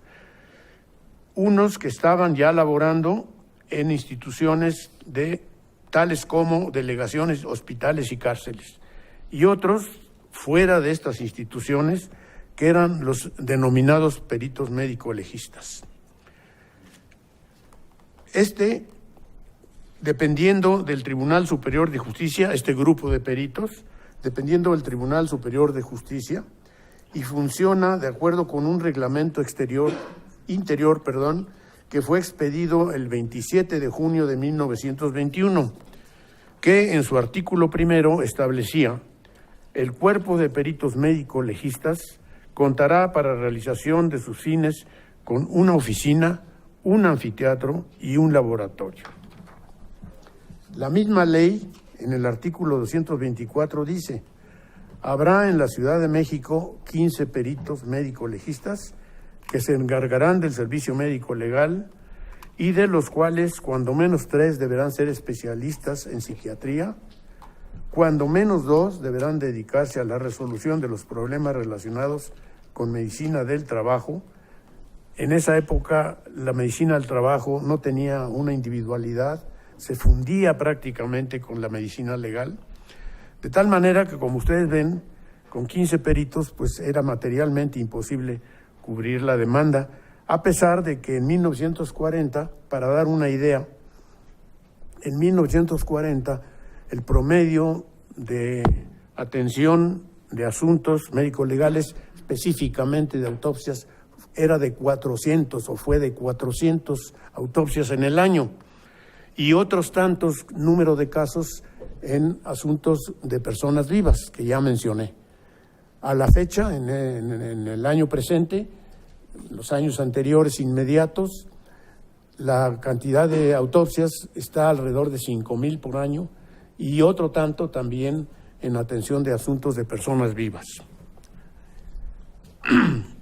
Una de las características de esta ley es que dispone que el cargo de perito médico legista se obtendrá por oposición ante un jurado, presentando el aspirante una prueba práctica y el desarrollo de un tema teórico de medicina legal. Deberá reunir el que aspire al puesto los siguientes requisitos: tener más de 30 años de edad y cuando menos 5 de práctica profesional. Desgraciadamente, esta sana disposición, ante la carencia de aspirantes idóneos, la verdad es que se legisló prácticamente viendo al futuro. En ese momento, como ya lo mencioné, no existían especialistas, no había candidatos que llenaran estos requisitos, y entonces el nombramiento se hacía de manera directa y provenía generalmente de un nivel superior que no siempre resultó acertado. En el mismo año, el Servicio Médico Legal era la única institución colegiada en toda la República.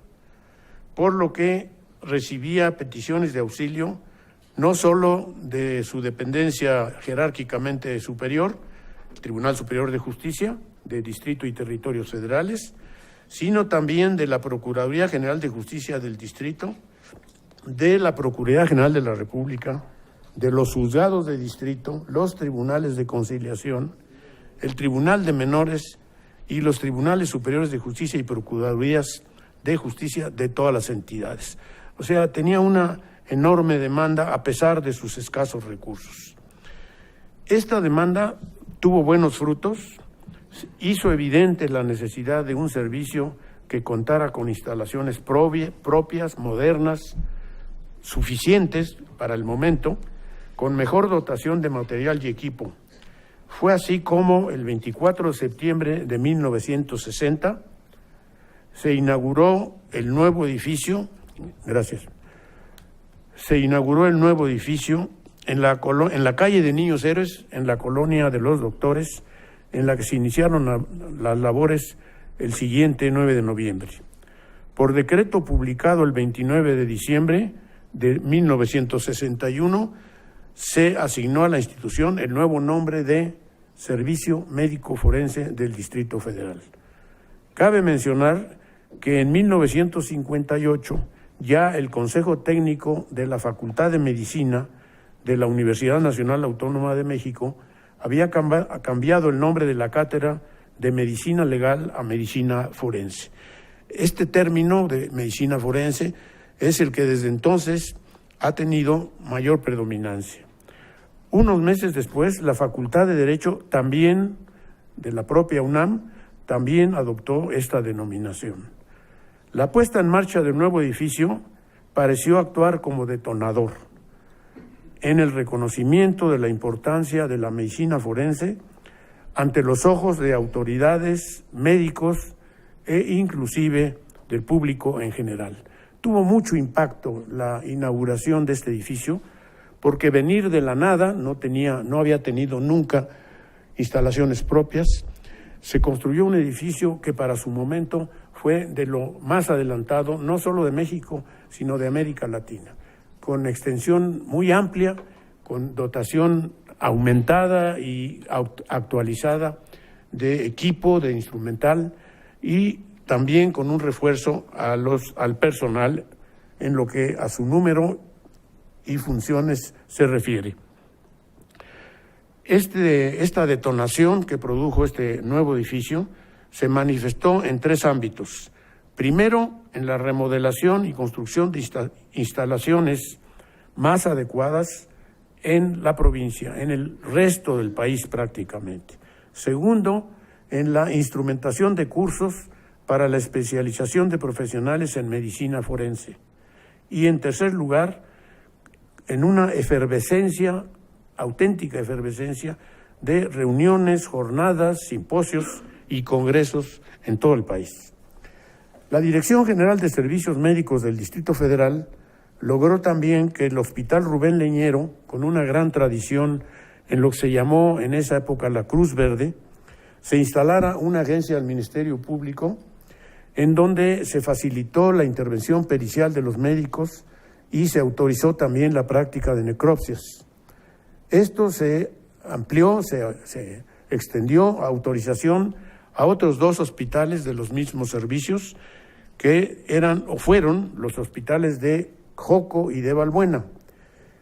Así que el servicio médico forense recibió un impulso, un apoyo por parte de estas instalaciones médicas en donde laboraban médicos que tenían como ocupación fundamental la de la atención de urgencias, y dentro de esas urgencias muchas estaban relacionadas con casos o pertenecían auténticamente a casos legales.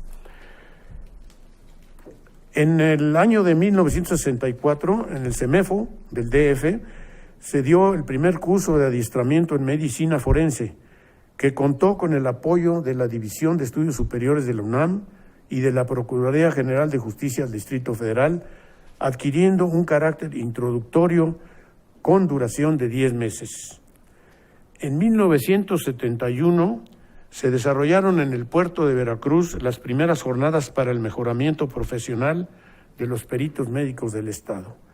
Esto a veces es poco conocido, el papel tan importante que jugó el Estado de Veracruz en el impulso a la materia, a la medicina forense. Después de estas jornadas, ese mismo año se protocolizó el Colegio de Médicos Forenses del Estado de Veracruz y de la República Mexicana. En 1974 fundaron ahí mismo el Instituto de Medicina Forense con el aval de la Universidad Veracruzana. En los servicios médicos del Departamento del Distrito Federal, también en 1974 se echó a andar un curso de especialización y maestría en medicina legal, ya con duración de 2 años, impartido por la Asociación de Medicina Legal, contando con el reconocimiento de la UNAM. En 1980 se dio inicio a la maestría en medicina forense, con duración de 3 años, en la Escuela Militar de Graduados de Sanidad de la Universidad del Ejército y Fuerza Aérea. En 1984 se formalizó el curso de especialidad en medicina forense con sede en el Servicio Médico Forense del Distrito Federal y aval académico de la sección de graduados de la Escuela Superior de Medicina del Instituto Politécnico Nacional.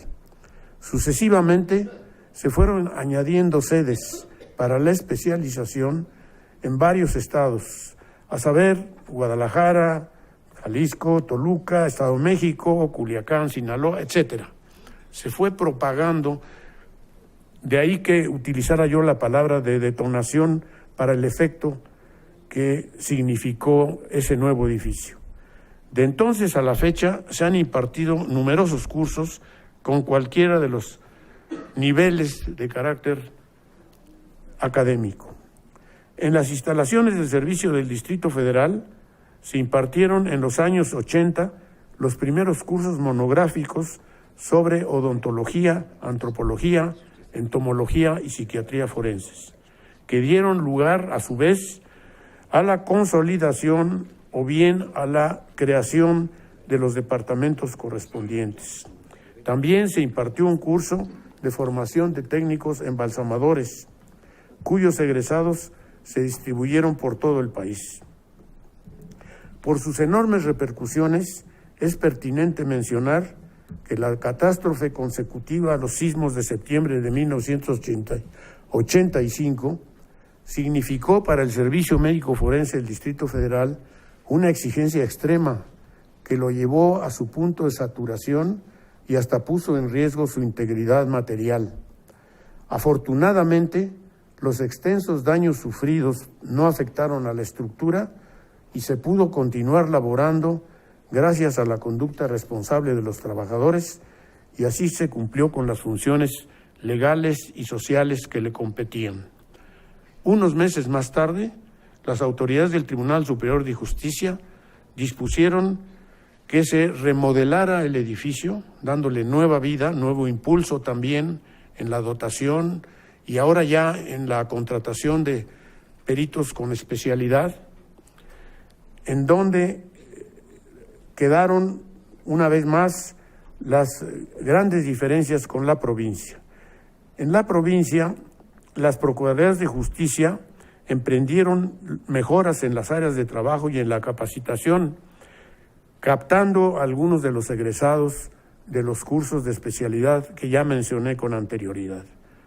Paulatinamente se han ido acortando las distancias y al presente se cuenta con edificios y con instalaciones de alto nivel, particularmente en Guadalajara, Jalisco, en donde en 1998 se constituyó el Instituto Jalisciense de Ciencias Forenses, en Toluca, Estado de México, en Monterrey, Nuevo León, etcétera. Cierto es que todavía en muchos servicios médicos de carácter periférico se padecen carencias materiales y humanas que es ingente corregir. En México, aquí entro en una explicación que justifique la valoración que se está haciendo de la especialidad en medicina forense en nuestro país y que a veces no es totalmente conocida. No basta tener el título de médico cirujano. Ya no es tampoco suficiente el acreditar la contratación en un servicio médico forense. Desde fines del siglo XIX, en países de Europa y más tarde en los Estados Unidos de Norteamérica, el carácter de especialista solo se reconoce o se reconocía después de haber acreditado los correspondientes cursos diseñados para tal fin. Fue bajo la influencia de este mecanismo que se empezaron a implementar los cursos en nuestro país. Dichos cursos, además, cuentan ahora con consejos. Cada curso de especialidad debe tener un aval universitario o de nivel similar, pero además estos cursos, estos especialistas, estos profesores de las materias, de los programas que se elaboran, deben tener la propia especialidad y entonces se constituyen en consejos que fungen como supervisores, como controladores del desarrollo de los cursos y del desempeño y evaluación de los cursantes. Entonces, a estos cursos se ha añadido una exigencia, que es la de la recertificación periódica. Generalmente esta recertificación se pide cada 5 años para que los profesionistas perseveren en su educación médica continua y se mantengan actualizados. En 1963 se fundó en México el primer consejo que correspondió a la especialidad de anatomía patológica. Para el año de 1974, la Academia Nacional de Medicina otorgó reconocimientos a 10 consejos y en 1990 ya eran 47. Dentro de ellos, el Consejo Mexicano de Medicina Legal y Forense, que se constituyó en el año de 1990. Como un elemento añadido de control y apoyo a los consejos, es decir, todavía en un nivel más elevado que el del Consejo, en 1995 se constituyó el Comité Normativo Nacional de los Consejos de Especialidades Médicas, compuesto por representantes de la Academia Nacional de Medicina, de la Academia Mexicana de Cirugía y de la Asamblea de Consejos de Especialidades Médicas, que se caracteriza por ser permanente, multidisciplinario, representativo y autónomo, y tiene la capacidad de otorgar la idoneidad y el refrendamiento periódico de los consejos. Es decir, se está buscando que los especialistas en la materia tengan un alto nivel en su formación y todavía estén sujetos a una revisión, a una recertificación que esté supervisada por los consejos y por este Comité Nacional. Resulta así entonces que para obtener el registro como especialistas deberán exhibir diploma universitario, el certificado del consejo respectivo que cuente con la idoneidad del comité normativo y para su certificación y su registro se deberá contar con la aprobación de la Secretaría de Salud y la Secretaría de Educación Pública, que a través de su Dirección General de Profesiones expedirá la cédula correspondiente. Una actividad colateral de gran proyección llevada al cabo en los servicios médicos es la docencia. Desde siempre ha existido en los servicios médicos la docencia. Los cadáveres, los casos importantes de lesiones, de afectaciones a la salud, que ahí se registran, que ahí se reciben, ofrecen una fuente extraordinaria de conocimientos. Y es así que los alumnos que acuden, independientemente de los estudios que estén cursando, sea de medicina, sea de derecho, de enfermería y en otros casos de policía judicial, de policía de Ministerio Público, etcétera, tienen una fuente importantísima para su formación. De manera complementaria, también de los servicios médicos forenses han surgido numerosos autores de libros y artículos sobre la materia. Para justipreciar estas autorías, es conveniente citar que los estudiantes de medicina legal a mediados del siglo XX, 1940, se veían en la necesidad de consultar obras de autores franceses, italianos y españoles en ausencia de textos actualizados de autores mexicanos.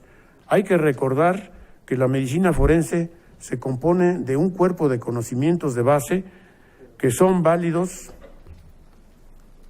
en todo el mundo, pero también contiene criterios que se derivan de la legislación propia de cada país, lo que con frecuencia significa enormes diferencias.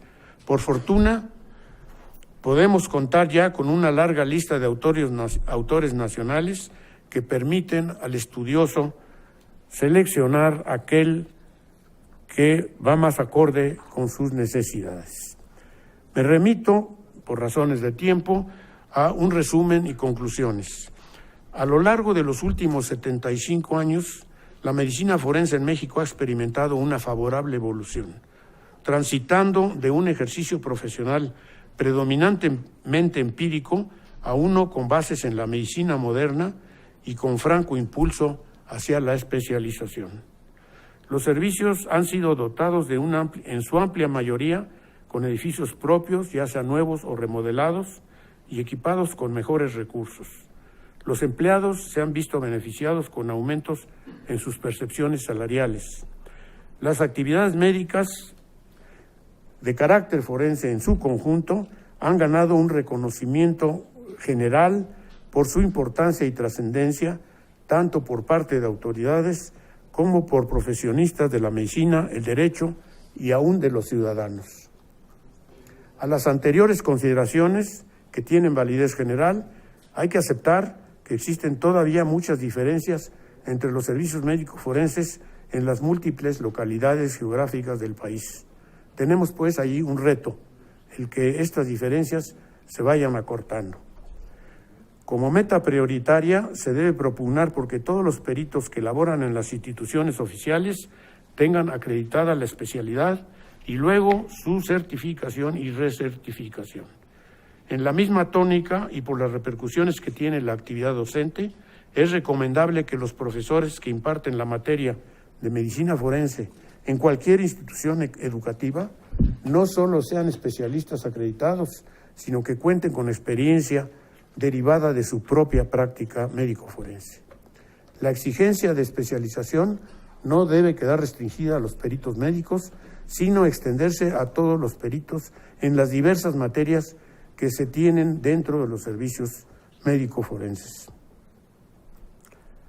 Es de recomendarse que se incluyan los procedimientos de las llamadas autopsias alternativas, como son la autopsia psicológica y la autopsia virtual, que tienen ya importantes indicaciones y están reconocidas. Ante la inminencia de la adopción generalizada del sistema penal acusatorio, es indispensable que los peritos reciban capacitación que les ilustre acerca del mismo y les permita participar atinadamente en las diligencias que les serán encomendadas, ya que el nuevo sistema propiciará que los peritos se vean cuestionados, no solo respecto al contenido de sus conclusiones, sino también tendrán que explicar cómo se llegó a ellas. Finalmente, es premisa indiscutible que toda intervención pericial debe sujetarse a los principios de la ética. Como instrumento para fomentar su observancia, se propone la creación dentro de los servicios médicos forenses de comités de ética, en los que se ventilen entre pares los asuntos que la impliquen, pretendiendo con ello la toma de acciones correctivas, normativas y educacionales. Gracias por su atención.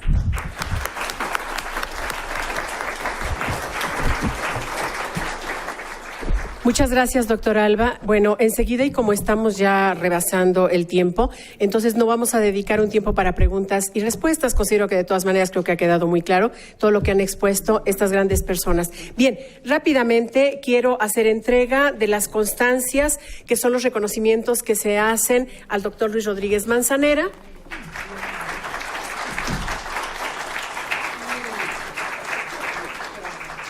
Al doctor Sergio Correa. Gracias. Gracias, maestro. A nuestro queridísimo doctor Rafael Moreno. Gracias. Y al doctor Alba. Al contrario.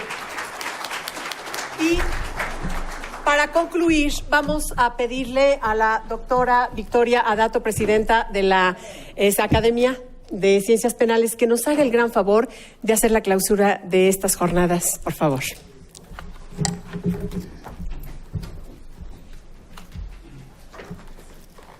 El honor me lo hacen ustedes.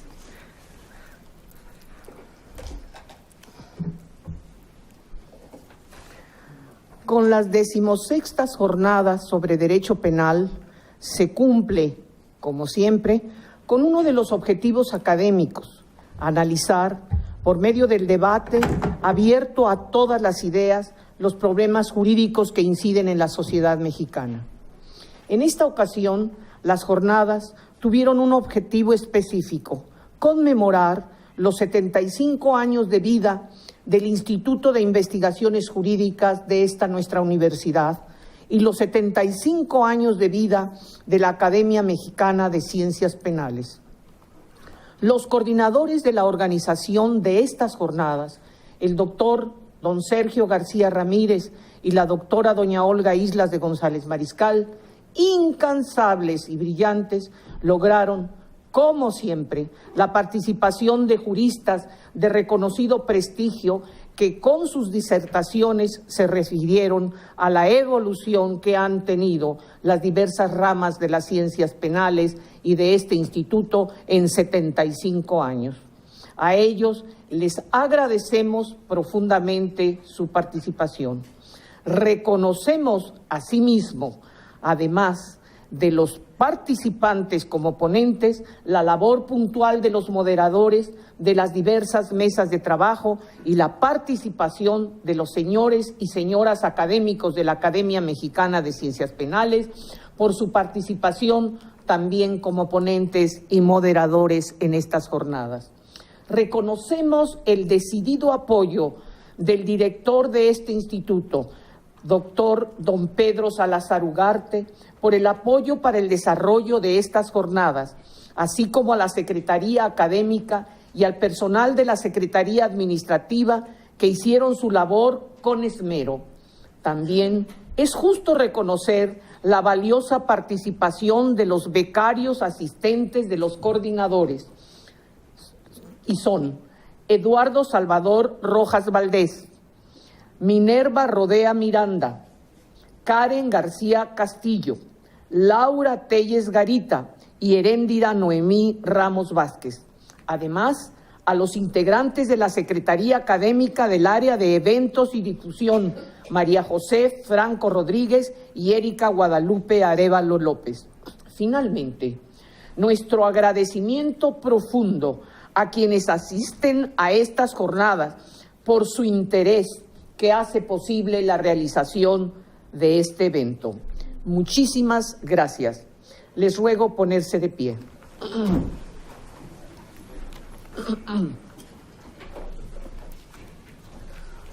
Hoy, 6 de noviembre de 2015, a las 21:20 horas, se declaran formalmente concluidos los trabajos de las 16ª jornadas sobre justicia penal. Muchas gracias y enhorabuena.